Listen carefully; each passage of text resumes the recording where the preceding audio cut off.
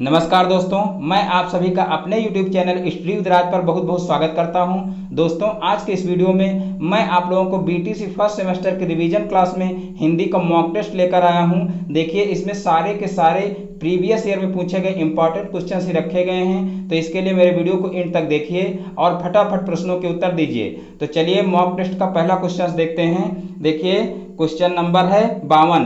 तो देखिए, इसके पहले के जो क्वेश्चन थे उनका वीडियो पहले ही अपलोड हो चुका है, तो आप लोग ना देखे हों तो वीडियो के नीचे डिस्क्रिप्शन में BTC फर्स्ट सेमेस्टर हिंदी का प्लेलिस्ट का लिंक दिया हुआ है, तो आप लोग वहां से जो है मेरे वो वीडियो भी देख सकते हैं। तो देखिए, पहला क्वेश्चन है, निम्न में से कौन ऊष्म व्यंजन नहीं है। तो देखिए, प्रत्येक प्रश्न के लिए आप लोगों को 5 से 6 सेकंड का टाइम दिया जाएगा और आप लोगों को तुरंत उत्तर बताना है। तो देखिए, निम्न में से कौन ऊष्म व्यंजन नहीं है। तो देखिए, पहला ऑप्शन है शाह, यानी कि तालव्य शाह दिया हुआ, और दूसरा जो है ऑप्शन है इसमें मूर्धन्य शाह दिया हुआ है, और तीसरा ऑप्शन है दंती शाह दिया हुआ है, और फिर चौथा ऑप्शन है रा दिया हुआ है। तो देखिए, निम्न में से कौन सा ऊष्म व्यंजन नहीं है, आप लोगों को बताना है।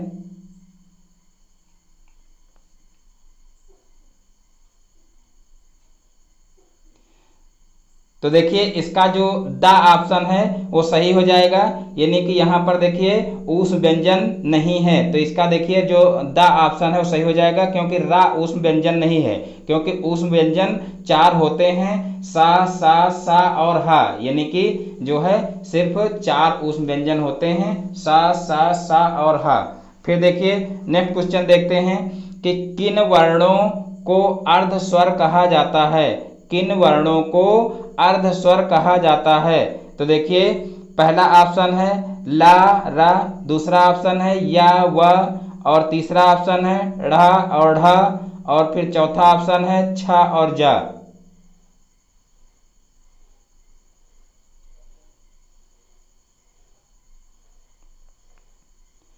तो देखिए, इसका बा ऑप्शन सही हो जाएगा। तो जो स्टूडेंट बा ऑप्शन टिक कर रहे हैं बिल्कुल सही है। तो देखिए, अर्ध स्वर कौन से वर्ण होते हैं, तो या और वा, ये 2 वर्ण अर्ध स्वर कहे जाते हैं। फिर देखिए, नेक्स्ट क्वेश्चन देखते हैं, निम्न में कौन अंतस्थ व्यंजन वर्ण का उदाहरण नहीं है। निम्न में कौन अंतस्थ व्यंजन का उदाहरण नहीं है। तो देखिए, या रा ला और सा।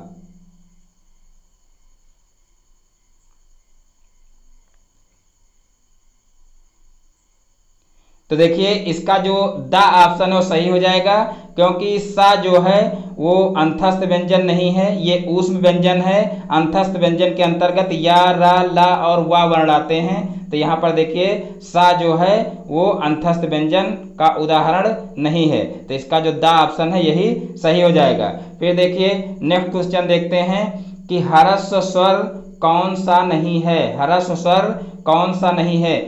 तो देखिए, इसका पहला ऑप्शन दिया हुआ है आ, दूसरा ऑप्शन दिया हुआ है ई, दूसरा और तीसरा ऑप्शन दिया हुआ है उ, और चौथा ऑप्शन दिया हुआ है बड़ा आ।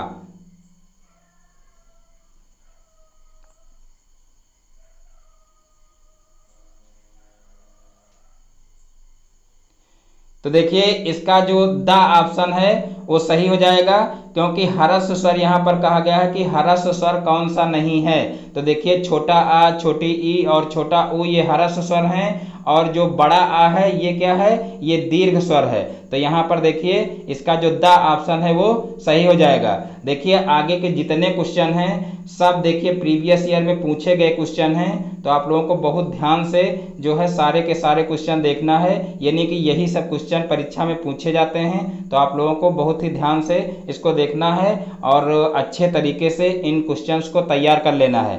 तो देखिए, इसके बाद का क्वेश्चन देखते हैं कि या रा ला व व्यंजन कहलाते हैं। या रा ला व व्यंजन कहलाते हैं।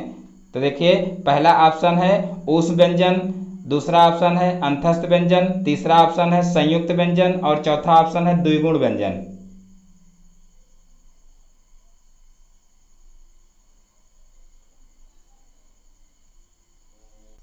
तो देखिए, या रा ला वा कहलाते हैं अंतस्थ व्यंजन। तो देखिए, इसका जो बा ऑप्शन है वो सही हो जाएगा। फिर देखिए, नेक्स्ट क्वेश्चन है, द्विज शब्द का अर्थ है। द्विज शब्द का अर्थ है? तो देखिए पहला ऑप्शन है ब्राह्मण, दूसरा ऑप्शन है दांत, तीसरा ऑप्शन है पक्षी और चौथा ऑप्शन है इनमें से सभी।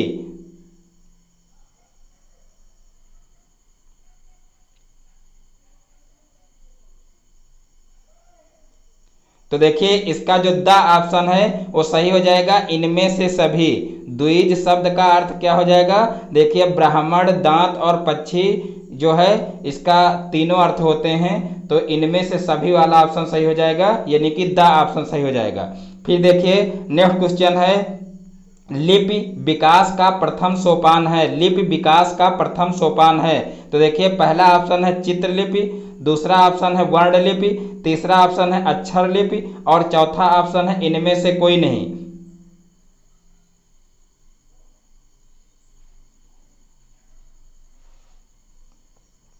तो देखिए इसका जो बा ऑप्शन है वो सही हो जाएगा, वर्णलिपि। फिर देखिए नेक्स्ट क्वेश्चन है, जंगम का विलोम शब्द है। जंगम का विलोम शब्द है। तो देखिए जंगम का विलोम शब्द, ये बहुत ही इंपॉर्टेंट क्वेश्चन है। देखिए ये बीटीसी में भी पूछा जाता है और टेट और सुपर टेट के लिए भी इंपॉर्टेंट है, यानी कि वहां पर भी ये क्वेश्चन पूछा जाता है। तो आप लोग इसको जरूर तैयार कर लेना कि जंगम का विलोम शब्द है। तो देखिए फर्स्ट इसका ऑप्शन है पुष्ट और सेकंड ऑप्शन है स्थावर, थर्ड ऑप्शन है स्थिर और फोर्थ ऑप्शन है पूर्ण।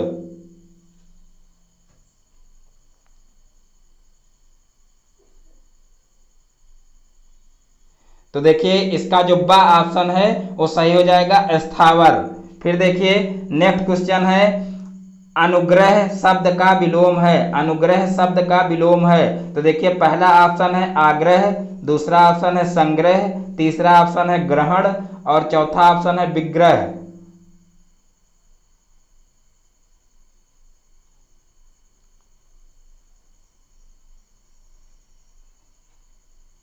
तो देखिए इसका जो द ऑप्शन है वो सही हो जाएगा, विग्रह। और उसके बाद फिर देखिए नेक्स्ट क्वेश्चन देखते हैं, अब्ज शब्द का अर्थ है। अब्ज शब्द का अर्थ है शंख, कमल, कपूर, उपर्युक्त सभी। तो देखिए इसका कौन सा ऑप्शन सही हो जाएगा, तुरंत उत्तर बताइए।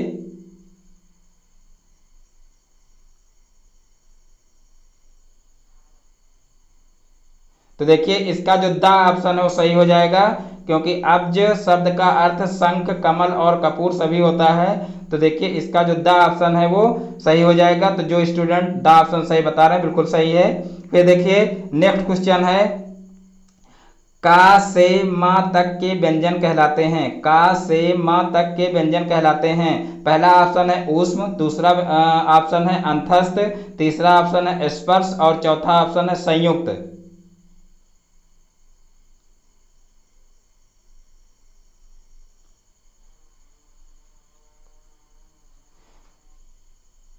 तो देखिए इसका जो सा ऑप्शन है वो सही हो जाएगा, स्पर्श व्यंजन, क्योंकि का से मां तक के व्यंजन जो होते हैं वो स्पर्श व्यंजन कहे जाते हैं। तो देखिए इसके बाद का क्वेश्चन देखते हैं, निम्नलिखित शब्दों में कौन सा शुद्ध है। निम्नलिखित शब्दों में से कौन सा शुद्ध है, यानी कि शुद्ध शब्द आप लोगों को पहचानना है। तो यहाँ पर देखिए पहला ऑप्शन दिया हुआ है आधीन, दूसरा ऑप्शन दिया हुआ है अधीन और तीसरा ऑप्शन दिया हुआ है आधीन और फिर चौथा ऑप्शन दिया हुआ इनमें से कोई नहीं। तो देखिए इसका कौन सा ऑप्शन सही हो जाएगा, तुरंत आप लोग उत्तर बताइए।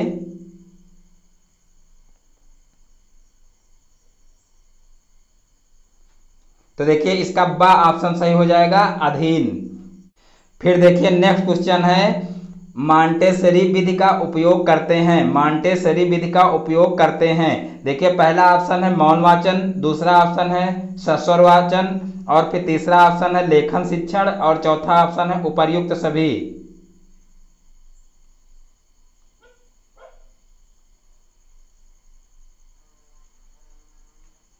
तो देखिए इसका जो सा ऑप्शन है वो सही हो जाएगा, लेखन शिक्षण। मांटेसरी विधि का उपयोग करते हैं किसमें, लेखन शिक्षण में। फिर देखिए नेक्स्ट क्वेश्चन है, छ संयुक्त वर्ण संयोग से बनता है। छ संयुक्त वर्ण संयोग से बनता है, क और सा के, फिर का और दंती सा के और का और जा के और का और मूर्धन्य सा के।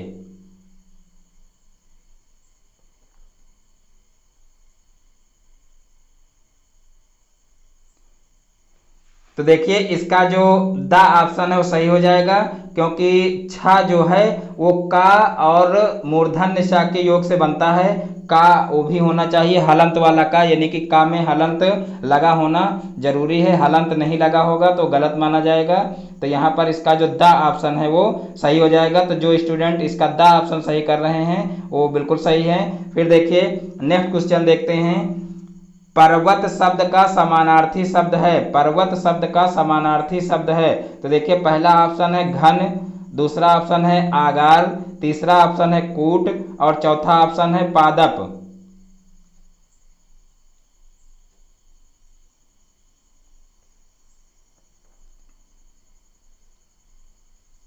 तो देखिए इसका जो सा ऑप्शन है वो सही हो जाएगा कूट। पर्वत शब्द का समानार्थी शब्द क्या हो जाएगा? कूट हो जाएगा। फिर देखिए नेक्स्ट क्वेश्चन है विरोध शब्द का विलोम है, विरोध शब्द का विलोम है। तो देखिए पहला ऑप्शन है सहमत, दूसरा ऑप्शन है सहायता, तीसरा ऑप्शन है समर्थन और चौथा ऑप्शन है अनुरोध।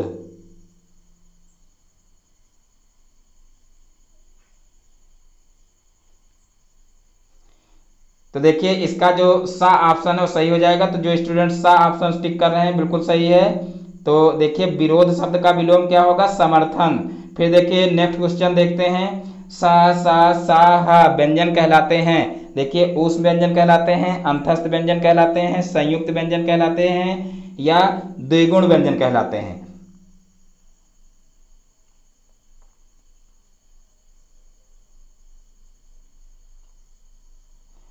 तो देखिए इसका जो आ ऑप्शन है वो सही हो जाएगा, क्योंकि सा हा को क्या कहते हैं? ऊष्म व्यंजन कहते हैं। तो इसका जो आ ऑप्शन है वो सही हो जाएगा। फिर देखिए नेक्स्ट क्वेश्चन देखते हैं। आहि शब्द का अर्थ है, आहि शब्द का अर्थ है। तो देखिए पहला ऑप्शन है सर्प, दूसरा ऑप्शन है शार्दूल और फिर तीसरा ऑप्शन है नृप और चौथा ऑप्शन है भौरा।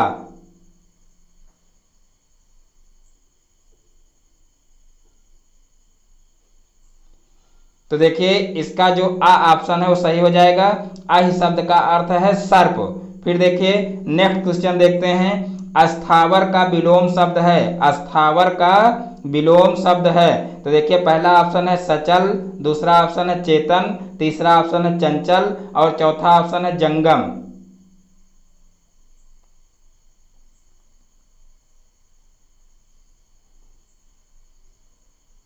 तो देखिए इसका जो द ऑप्शन है वो सही हो जाएगा। देखिए इससे पहले अभी हम आप लोगों को पढ़ा भी चुके हैं कि अस्थावर का विलोम यहाँ पर पूछा गया जंगम, और वहाँ पर क्वेश्चन आया था कि जंगम का विलोम क्या होगा। तो देखिए इंपॉर्टेंट क्वेश्चन है, इसको आप लोग जरूर तैयार कर लेना। अस्थावर का विलोम जंगम हो जाएगा, और अगर जंगम का पूछा जाए तो अस्थावर हो जाएगा, यानी कि ये दोनों तरीके से पूछा जाता है। तो इसको आप लोग क्लियर कर लेना। फिर देखिए नेक्स्ट क्वेश्चन देखते हैं। निम्नलिखित में से शुद्ध शब्द है, निम्नलिखित में से शुद्ध शब्द है। देखिए पहला दिया हुआ है कुमुदनी, फिर दूसरा ऑप्शन दिया हुआ है कुमदिनी और फिर तीसरा ऑप्शन दिया हुआ है कुमुदिनी और फिर चौथा ऑप्शन दिया हुआ है कुमुदिनी। तो देखिए सभी लगभग में उच्चारण में एक जैसे ही लगते हैं, लेकिन आप लोग चारों ऑप्शन सामने लिखे हुए हैं, आप लोग देख करके बताइए कि कौन सा ऑप्शन सही है।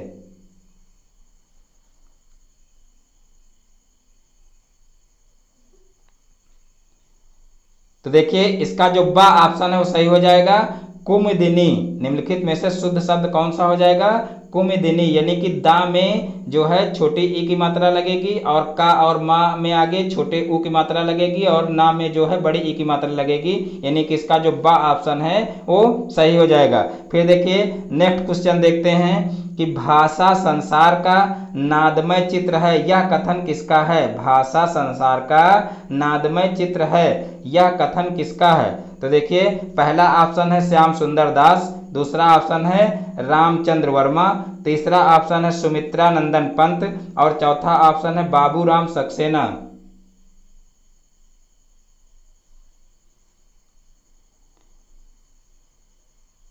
तो देखिए इसका जो सा ऑप्शन है वो सही हो जाएगा सुमित्रा नंदन पंत। तो दोस्तों आज की वीडियो को यहीं पर समाप्त करते हैं। दोस्तों यदि हमारा वीडियो पसंद आया हो तो वीडियो को लाइक करें और ये चैनल पर नए हैं तो चैनल को सब्सक्राइब करें और बेल आइकन को भी प्रेस कर लें, जिससे हमारे आगे आने वाली वीडियो का नोटिफिकेशन आपके मोबाइल पर सबसे पहले पहुंचे। फिर मिलते हैं अपने नेक्स्ट वीडियो में एक नए टॉपिक के साथ में। तब तक के लिए जय हिंद, जय भारत।